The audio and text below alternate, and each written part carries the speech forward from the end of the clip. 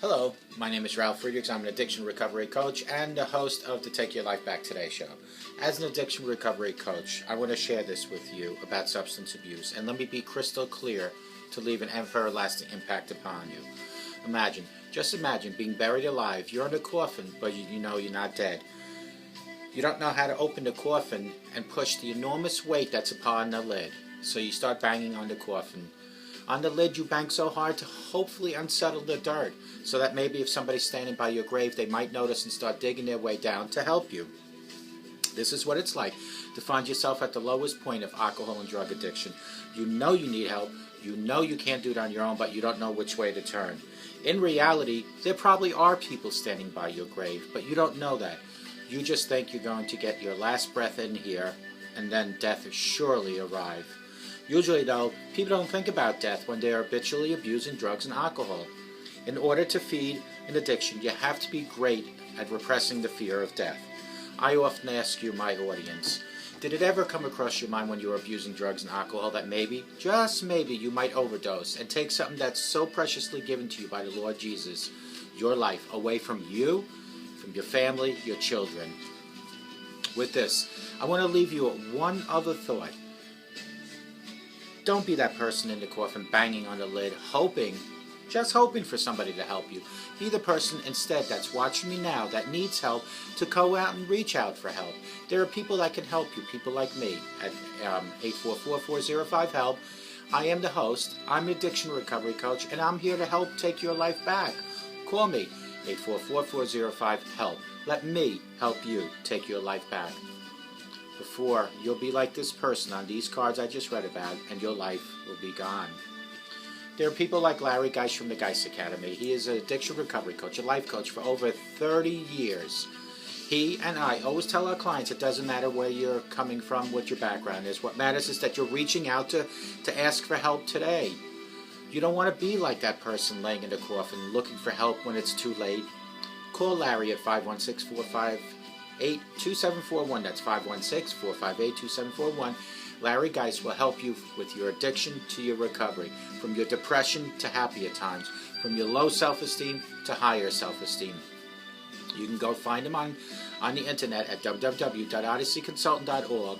Go to Larry Geist from the Geist Academy, and when you speak to him, you let him know that you heard about him on the Take Back Your Life show. Larry Geist from the Geist Academy, 516-458-2741, www.odysseyconsultant.org. Let Larry Geist take back your life for you. Folks, globaleyeglasses.com, they have over 1,200 frames. They have plastic frames, metal frames, no frames at all, folks. They have no line bifocals, line bifocals. They have the lenses that get dark outside, go clear inside, called transitions. They have shatterproof lenses. They have sports lenses.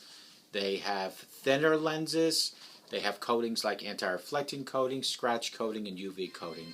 They have full frames, no frames, half frames, all available at globaleyeglasses.com. But what you need to do is to take that first step. Go to your keyboard, type in www.globaleyeglasses.com. Their slogan is let them focus on saving you money. My slogan to you is that I want you to be able to focus in on me, so go there. I have made a deal with globaleyeglasses.com, being that I have 30 years experience in the optometry field, that whoever calls me, I will help them pick out the right frame, the right lenses, and give you a code for free shipping. But you need to go to www.globaleyeglasses.com. Let them focus on saving you money. Folks, today I was on Facebook and I noticed, I can't mention her name. I did send her the message asking her if I could, but I never heard from her, so I will not mention her name. But this particular person got some bad medical news, and coincidentally, I just the other day did a little research on how to deal with bad medical news, and I was going to do this show next week, but I decided to do it today. And I want to dedicate this show to my friend. I wish I could mention her name, but the news that she got would probably send you and I, or most of us, over the edge. I do believe with the power of prayer she'll be fine. I know that she's gone through so much in her life, and she's defeated every obstacle she's gone through, and I know she'll be fine with this. But if you're watching me, I want you to know I'm talking about to my friend now. I want you to know that you are in my prayers. I know God will guide and direct you properly. I know God will guide and direct the doctors that are in charge of your situation. And I know for a fact you'll be fine at the end of the day. A lot of times the news that we get aren't the most pleasant things that we want to hear, but these are all tests that God gives you to test you. And I know for a fact God knows that you have way too many people counting on you, and He cannot take you away from them.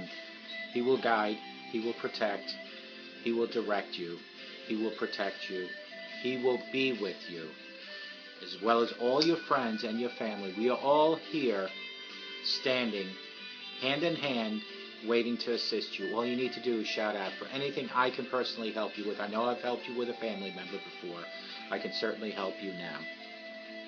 So this show, How to Deal with Bad Medical News, is directly dedicated to my friend, who I cannot mention a name without her permission, but she knows if she's watching who she is. So you just received bad medical news, and you're not sure how to deal with it. Maybe you were told you have some dreaded disease, or maybe you are giving some sad news and don't understand how it may affect you down the road. You may be feeling depressed, unsure what to do. In any case, here are some tips that I have come up for you and anyone else watching how to deal with bad medical news. Number one is to be prepared for potential bad news. We all always have to be prepared. If you have not already received a bad medical news but suspect you will from your doctor's last appointment that your doctor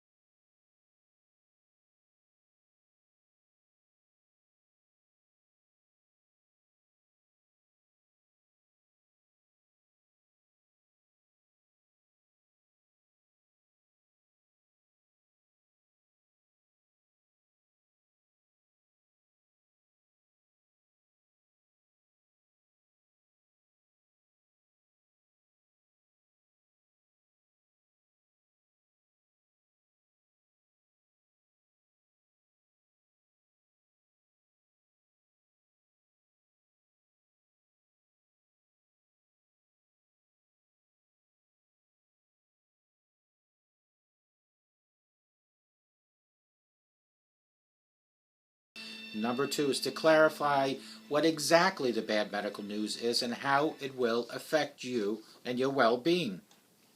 This may take time and often be even more than 1 meeting to accomplish, as shock and denial is frequently the first emotional response to any bad news. Most people, upon receiving the bad news, become flooded with emotions, making it difficult to comprehend any discussion that follows.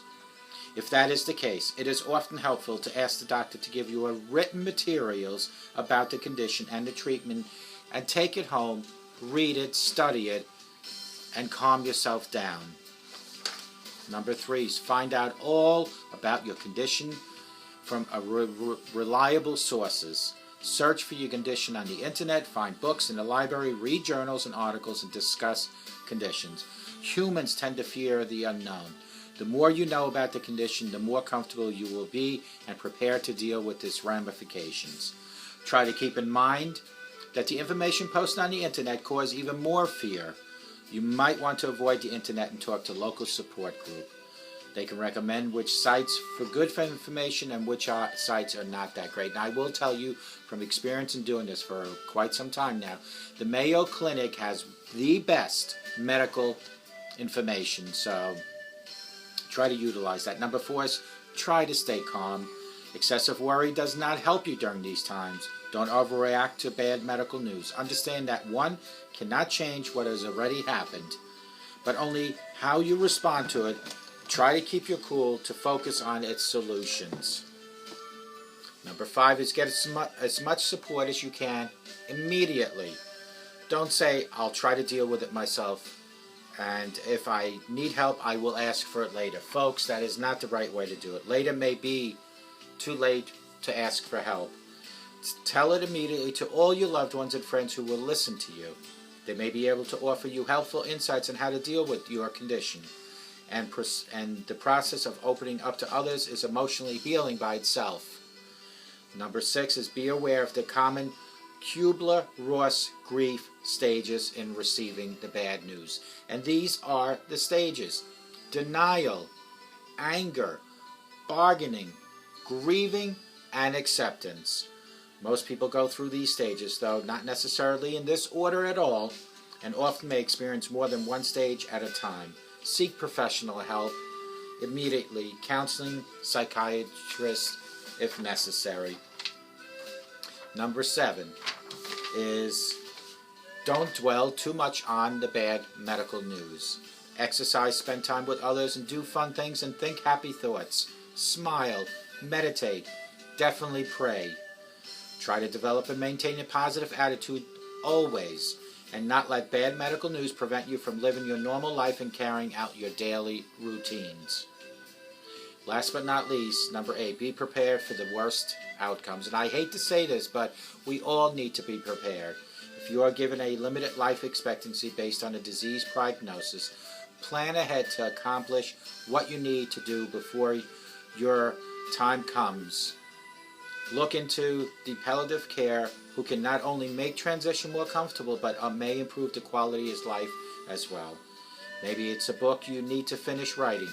Maybe it's an old acquaintance you need to forgive. Or maybe it's some unfinished project you need to fulfill.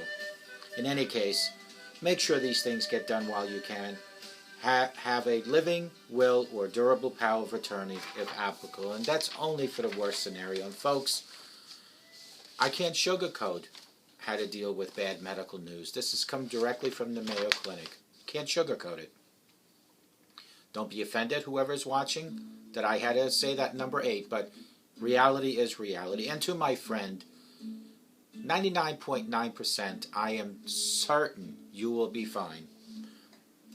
Be prepared for potential bad news is number 1. If you have not already received the bad news, and you're going to the doctor, do yourself a favor and take a loved one with you. Number 2 is clarify what exactly the medical news is and how it will affect you and your ongoing life. This may take some time or be more than one meeting to accomplish, but make sure you get it done. Number 3 is find out all about your condition from reliable sources. Although I recommend the internet, I do recommend go to I believe it's mayoclinic.org. But go to the Mayo Clinic. Don't just read anything. Don't just Google whatever the situation might be. Number 4, try to stay calm. Easier said than done. Excessive worry will not help you, and it will bring your stress level up and it bring your immune system down. Number 5 is get as much support as you can immediately. Don't say I'll try to deal with it myself, because the more support you have, the better it is for you. Please be aware of the common Kubler-Ross grief stages, and they are as follows. It starts with anger. It starts with denial, anger, bargaining, grieving, and acceptance. Maybe not in that format, but you might experience 1 at a time. You might experience all 6 at a time. Seek professional help if you need it. Number 7 is don't dwell too much on the bad medical news. Exercise, spend time with others, smile, meditate, and pray. And I don't want to have to repeat number 8, but it is mandatory that we all face what is reality. Be prepared for the worst outcome. If you're given a limited life expectancy based on a disease prognosis, plan ahead to accomplish what you need to do before your time comes to an end. Look into the palliative care, who can not only make the transition more comfortable, but may improve the quality of his life as well. Maybe it's a book you need to finish. Maybe it's an old acquaintance you need to forgive. Or maybe, just maybe, you have an unfinished project you want to fulfill. In any other case, make sure these things get done while you can. Having a living will or a durable power of attorney is always recommended, folks. My friend, if you're listening, folks, I know you're listening. Rely on God. Not just when times are bad for you. Not when you just get bad news. Rely on Him each and every day. Remember, God created you. God put you on this earth. God will protect and guide you. And I am a strong believer that everything happens for a reason, my friend. And I also believe that you, my friend, out there watching me, too many people need you. Too many people rely on you. This is just a stumble in the road. Dust your knees, stand up, and keep moving forward. Do exactly what the doctors tell you to do. Make sure that you speak to the Lord daily about this, and I guarantee you the outcome will be fine for you. Folks, getting bad news of any sort, medically, financially, relationship, is always a setback. It's what we take with that news and how we work with that news is what makes us who we are. Do we just lie down and take the news and say, my life is over? Whether it's financial, so many people commit suicide because they are in financial ruins. So many people commit suicide because their husband and wives left them. So many people commit suicide when they get bad medical news. Don't be part of that statistic.